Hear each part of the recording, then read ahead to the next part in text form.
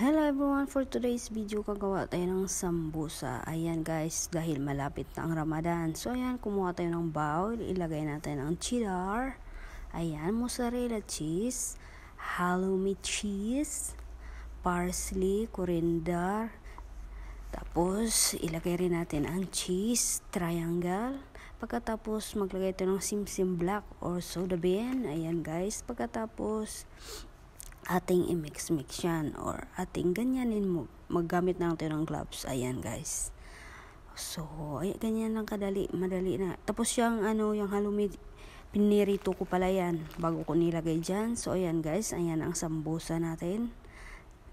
Pagkatapos gumawa ako ng pangdikit, ayan guys, tubig at harina lang yan. So ayan, magsisimula na tayong magbalot. Ayan, mabilis na ito, mabilisan na dahil malapit ng Ramadan guys. So ayan, ganun lang kadali.